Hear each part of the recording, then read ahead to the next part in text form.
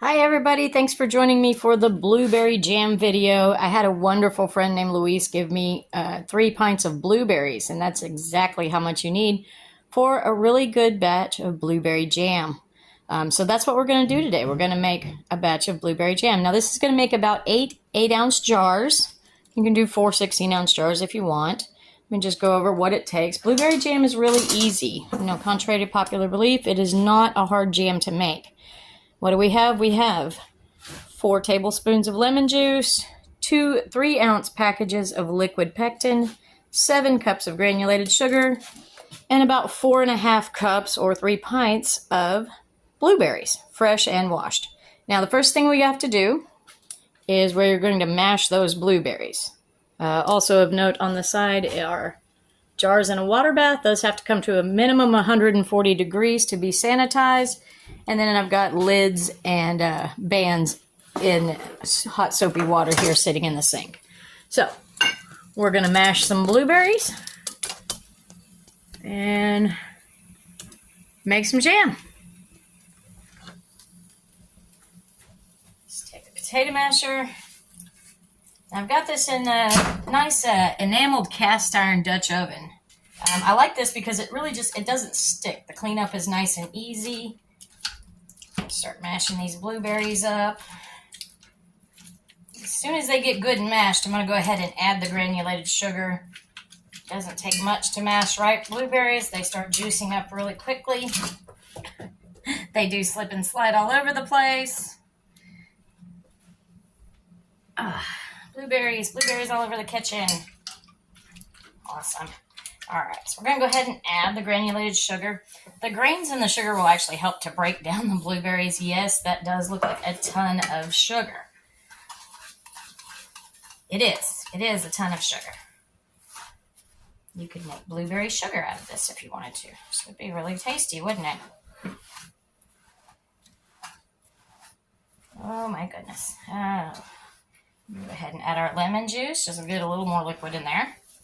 As this breaks down, of course, that sugar is going to liquefy and kind of caramelize.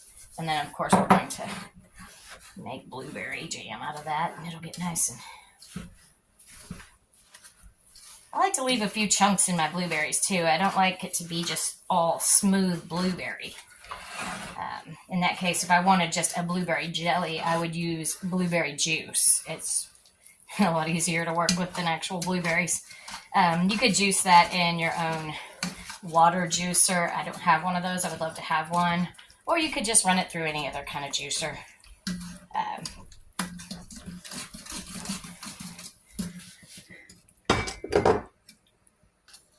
Okay, so I've got the blueberries broken down to the consistency I want. Like I said, I don't necessarily want to break down all of the blueberries.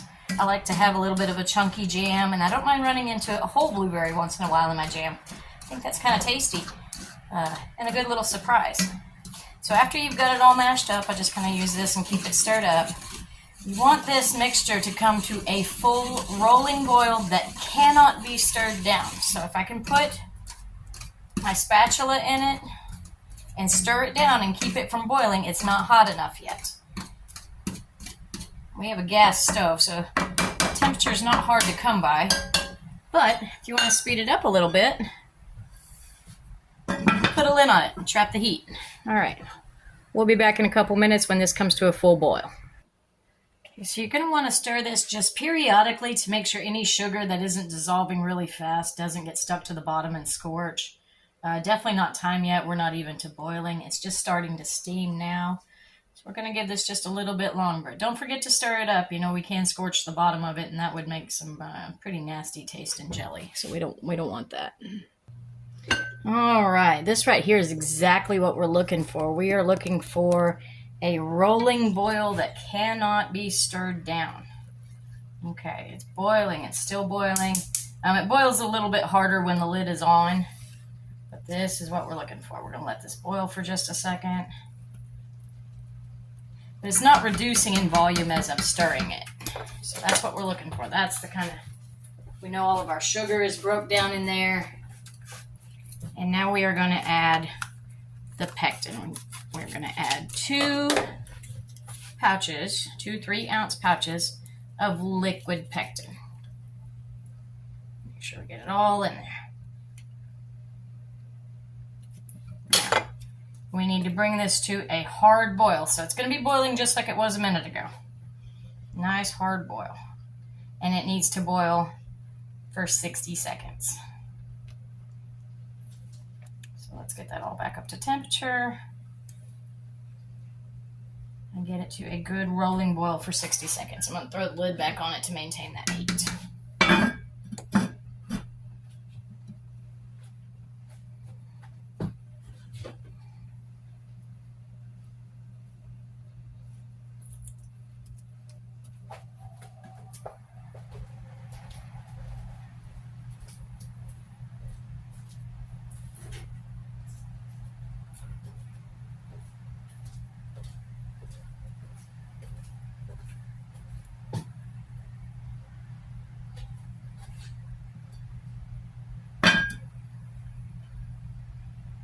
Okay, let's get it back to a boil here.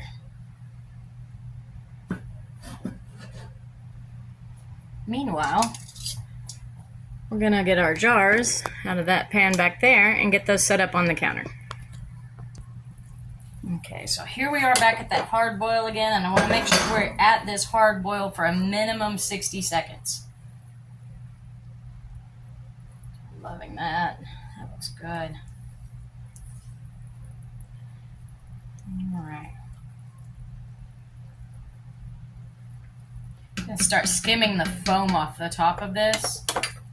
Now for skim the foam, I really just like a slotted metal spoon. I'm going to take this and just get all this foam off the top. Go ahead and shut that off. We've got our 60 seconds now. Start skimming this foam off the top. Careful not to get any blueberry chunks. That's the good stuff. Just skim the foam.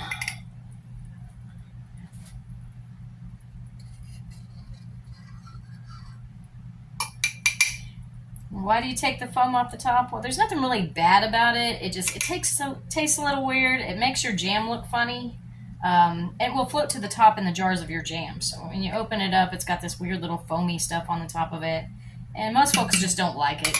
It's more of an aesthetic than anything, but let's just stir those chunks up and make sure we've got all of our foam. Kind of hard at this point sometimes to tell between bubbles and foam, but you want to... It stays in the spoon. Not the blueberry. If it stays in the spoon, it's considered foam. There's not a lot of it. It's just a tiny little layer on top in between the little blueberry chunks. All right, I'm gonna call that good. I think that looks good. All right. So the reason I use my enamel Dutch oven for this is that cleanup is so easy on these things. All you have to do is use the hot water from your water bath can and rinse it out and then just dry it off. It's super clean after that. It's really nice and easy method, and it makes cleanup easy, and it doesn't waste that hot water that we're about to can this stuff in. So okay, so here we are. I've got my sterile jars. I'm not going to touch the lids or anything, and you take these out wet and don't dry them. You just let them air dry. They do not have to be completely dry in order to put the jam in them. And then I've got sterile vans and lids here as well. Those are brand new. I do not have a canning ladle, or if I do, I cannot find it. So we're going to do this as neatly as possible with just a regular ladle. I also don't have a canning funnel. So I'm going to get this just as close as possible. Kind of aim it down the center, so try not to get it on the rims. Do the best we can, then we're going to ripe the rims. And you're going to fill this about a 1/4 inch from the top of the jar. You don't leave a lot of headspace in jam. And then as it settles, we will add a little bit more jam to make sure that that's all the headspace we have. So there we are, right about like that. And we're going to just do all 8 of these in the same fashion. I'm going to make sure and scoop up a chunk or 2 of blueberries in each one too. Make sure they've all got jelly and chunks of fruit in it. Looks pretty good there. A little bit more. All right. and that just pretty much exactly made 8-ounce jars of jam. All gone, except for a little juice. Now I made a little bit of a mess, so I'm going to take this damp cloth. I'm going to make sure and wipe the rims of all of my jars. You don't want the sticky stuff on the rim of the jar. Okay, just go. These are hot too, so be very careful. Your jars are going to be hot. Everything is hot right now. Jelly could cause a 3rd-degree burn at this point, probably. It's extremely hot. Just grab it around kind of like around this little band that's a little bit thicker. Give you a good spot to hold it and not burn yourself. Okay. All right, there we go. Cleaned up and wiped down, and the next step is to take all your flats, take your little flat lids here, and center them on the jars. Center it on each jar. We've got 8 of them in here. I used to have the magnet that you lifted the lids with. Unfortunately, I don't know where that's at, along with my jar lifter. So we're going to get these in and out with just a pair of tongs and a rag, and hopefully no injuries or destruction will ensue. Oh, that one's got a little soap on it still. There we are.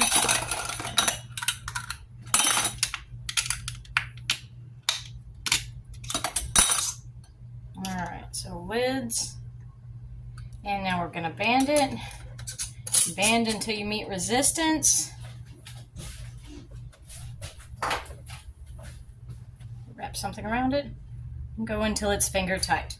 The pressure or the water bath can will take care of the rest of the tightness, and it will seal the rest of the jar.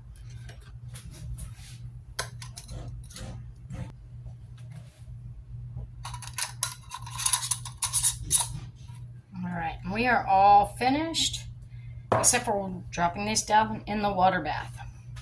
Now, a water bath is going to be boiling, rolling water. We're not quite there yet. We're working on it. But once that starts to boil, I'm going to put those 8 jars down in the boiling water for 10 minutes. We'll process them for 10 minutes and then get them out. For that water over there to boil, it hasn't done so yet. I just wanted to show you the cooling jelly in what's left in the little Dutch oven here has already started to gel up. So, I mean, as it cools, it is going to gel and make really, really great jam for toast or biscuits. We do a lot of biscuits and jelly around here.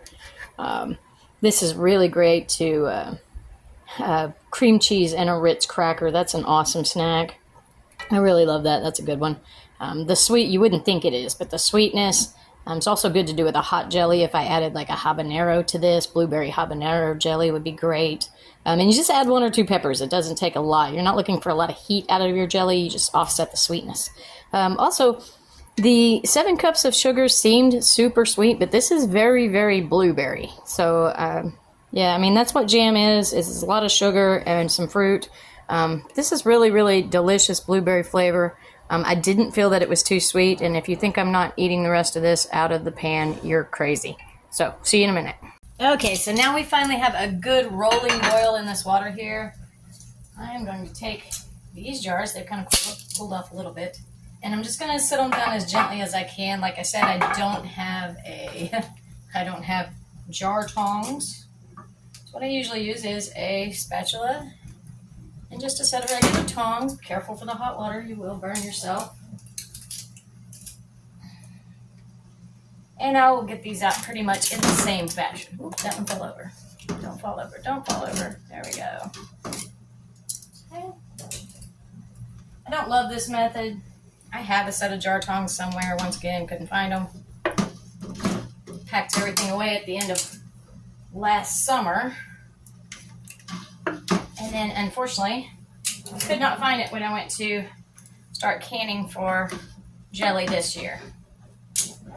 But this just goes to show you that you don't have to have a lot of fancy equipment to do, canning. This is just a regular stock pot. It's not a pressure canner. It's not anything fancy. Probably bought it at Walmart. And because I'm kind of cheap, I probably didn't spend more than $20 or $30 on it. So, I mean, a pressure canner is like, I think the lowest model is like $100, and all it is just another pressure cooker with a lid on it and a deep base. So you can use this for water bath canning, which is jellies and, you know, a lot of the stuff that you had that you're going to be canning is only going to need a water bath. So you don't necessarily need to pressure can everything. All right, so we're going to give this 10 minutes in a good rolling boil before we fish those out of there, and we'll see you in 10 minutes. Alrighty, these were in a hot water bath for a good 10 minutes, and we're going to get them out and put them on a towel on the counter to just drip dry and get all set up. And I'm basically going to get them out of the pan the exact same way I got them in. I'm going to lift, and then I'm going to put my spatula up underneath. I think I might need my longer tongs for this, though. Let's see. Let's see if I can get a good grip with these. Makes you almost just want to scoop them out with a giant ladle. It really does. I wish I had all the fancy canning equipment, but I know my grandmother didn't either. And then this is where I learned this from. So there's one. You just get it out like that. Put it on the towel. I'm going to get the rest of these out and not burn myself on camera. I'll see you in a few minutes. All right, so there they are, 8-ounce jars of blueberry jam. I've got these promised to a friend of mine. Plus we're going to keep one or two, I think. Also, just a tip, take all of that hot water from your water bath and soak anything that touched blueberry in it. Makes it a whole lot easier to clean with super hot water. And I just use the water from the water bath. So, I mean, why not? Why waste the water? So throw a little soap in there, and then this is going to come clean in just a few minutes. If you like today's video and you want to see other recipes, I've got peach jam coming up next weekend, hopefully. It's been delayed for a few weeks. I got peaches at the Peach Festival a few weeks back and have them frozen for the time being. So we'll do peach jam next weekend. Don't forget to like and subscribe for these. If you like some of the stuff I used, the stainless steel colander, the small glass bowl, all of those are Pampered Chef products, and I will link descriptions to my Pampered Chef items and to my store in the description for this video.